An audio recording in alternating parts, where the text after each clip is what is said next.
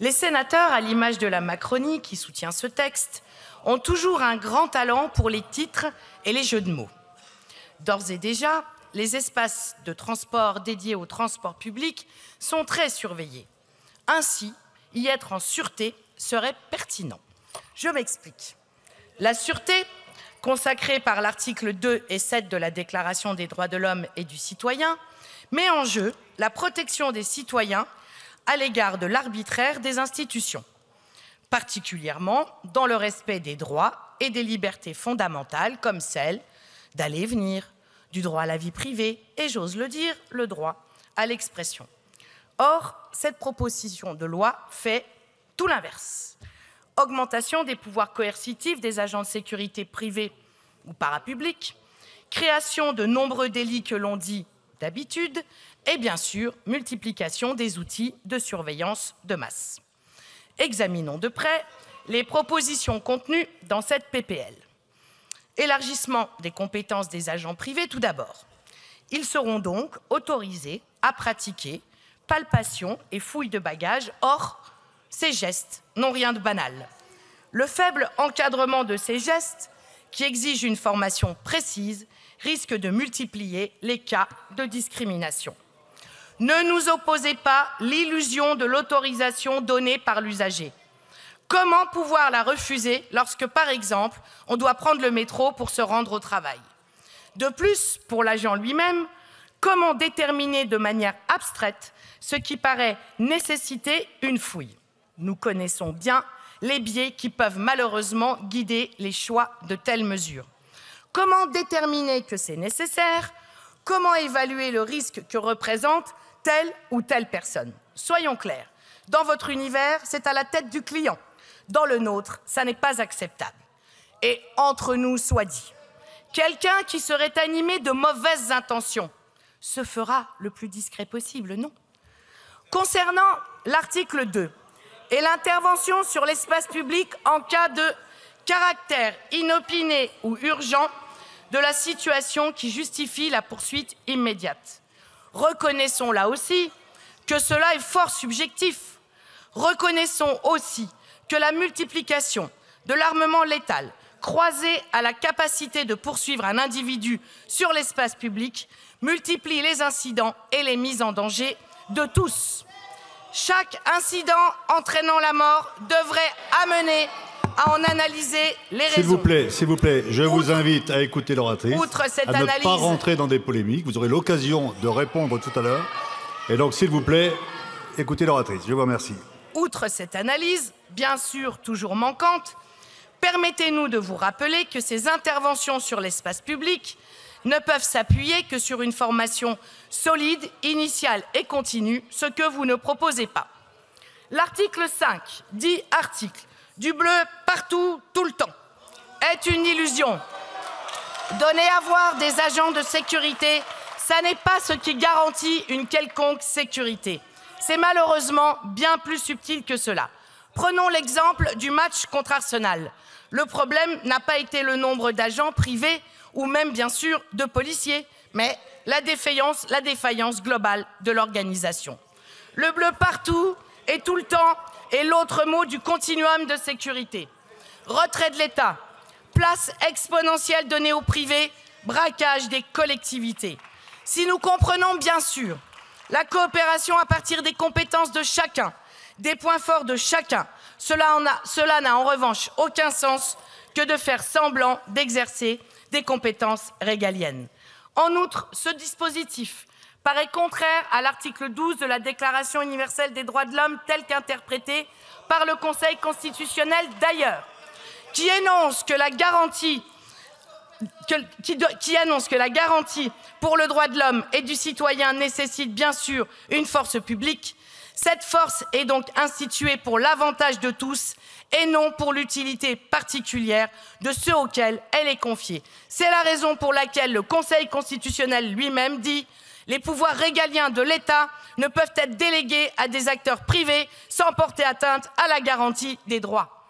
Vous nous proposez un modèle, toujours le même, fondé sur l'austérité, étranglant le service public pour tout confier au privé. Sans oublier, ils y sont désormais habitués, sans oublier la pression sur les élus locaux qui se verront sans doute contraints de faire intervenir leur police municipale dans les transports. Venons-en ensuite à la multiplication des délits d'habitude.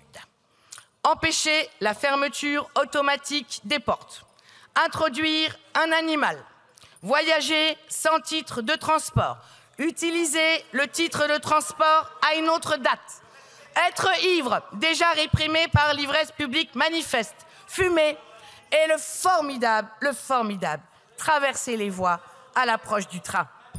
Tout cela pouvant être puni de 6 mois d'emprisonnement et de 7 500 € d'amende. Cela ne serait pas si grave. Si ça n'était pas si grave, bien sûr, on pourrait en sourire. Il y a également la création d'une contravention pour oubli, qui par définition est non intentionnelle, d'un bagage. Donc, par la contravention, on imagine que plus jamais la personne n'oubliera son sac. C'est cela l'intention ? Se confondent délit et négligence, délit et oubli, délit et étourderie, contre lesquels on lutte à coups de surveillance et de coercition pénale. En quoi est-ce efficace? En rien. Tout ce que vous avez décrit l'un et l'autre tout à l'heure ne sera en rien empêché par l'addition, l'accumulation de dispositifs liberticides dans ce projet de loi. Il y a donc, ce d'autant plus que pour chacune des situations évoquées, il y a d'ores et déjà des amendes.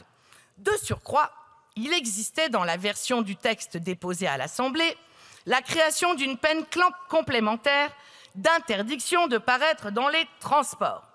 Pour cela, et pour mettre en œuvre cela, il n'y a qu'une seule solution. Ça s'appelle la reconnaissance faciale. Heureusement que cet article a été supprimé par notre commission des lois, en espérant que ça ne soit pas reculé pour mieux sauter, comme l'on dit parfois. La surenchère pénale n'en finit pas. Alors, bien sûr, ça va permettre de briller dans les dîners en ville et de dire à la fois la fermeté et le règlement des sujets par de grandes annonces qui ne coûtent rien, si ce n'est un alourdissement des procédures. Or, ça n'est pas rien. En quoi est-ce efficace? En rien. Ne vaut-il mieux pas des messages de prévention dans les gares, comme il en existe aujourd'hui et dont il vaudrait la peine, le coût d'en mesurer l'efficacité? Au fond, le seul élément réel dans cette PPL qui pourrait présenter un intérêt est ce numéro unique pour signaler un problème. Mais il existe déjà. La seule question intéressante étant de savoir ce qui a été fait pour que les usagers le connaissent. D'autres principes sont bafoués. Le principe de proportionnalité, tout d'abord, par le mélange des délits plus ou moins graves, le respect, d'une certaine façon, du droit à la défense et du droit au contradictoire. Pourquoi? Parce que donner un caractère délictuel a posteriori à un comportement qui est déjà sanctionné par le biais de contraventions, le change de régime. Et un régime et des règles procédurales qui s'appliquent en ce cas rendent très difficile la contestation de la matérialité des faits. Je voudrais maintenant m'attarder sur la question essentielle de l'élargissement des pouvoirs de surveillance et de contrôle des citoyens. Avant d'aller plus loin, faisons un passage par les Jeux Olympiques et la mise en œuvre de la vidéosurveillance algorithmique, la fameuse VSA. Il s'agit donc de logiciels à qui l'on apprend à repérer des comportements suspects sans que ceux-ci d'ailleurs soient effectivement définis. La loi sur les JO en a fait donc une expérimentation à laquelle nous étions déjà opposés. Grâce au texte dont nous discutons, aujourd'hui, vous voulez encore élargir le périmètre de cette surveillance et la durée de cette expérimentation, alors que le rapport qui nous a été remis sur le sujet exprime d'importantes réserves. Je cite « des performances délicates à apprécier, des difficultés à définir des zones de détection pertinentes, des performances variables selon les cas d'usage, des résultats encore incertains pour les mouvements de foule dont on nous a rabattu les oreilles lorsque nous avons examiné la loi Jeux Olympiques et autres dispositifs. Même pour ça, ça ne marche pas. Mais non, votre obsession de surveillance généralisée l'emporte. De plus, sans cette présente loi, nous disait-on, il serait impossible de garantir la sécurité dans les transports lors de ces fameux Jeux Olympiques. Le temps a passé, la loi n'a pas pu être votée, et pourtant, tout s'est bien passé. Il n'y avait donc rien d'indispensable. Il en est de même pour les caméras piétons, dispositif loin de faire l'unanimité, mais qui porte une réelle atteinte à la vie privée. J'ajoute encore une fois qu'évidemment, tout cela nous mènera indubitablement à la reconnaissance faciale, ce que vous semblez d'ailleurs déjà pratiquer, n'est-ce pas? Et que vous appelez de vos vœux dans les futures réglementations, notamment européennes. Ça n'est pas de chance, parce que Disclose l'a révélé. Notre absence totale de confiance en vous sur ces sujets est donc tout à fait fondée. Nous savons quel a été le comportement de la France lors de la discussion sur l'IA Act. Nous savons l'empressement qu'elle a eu pour légaliser la reconnaissance faciale sous prétexte de sécurité publique et de maintien de l'ordre, et c'est sans doute encore pire.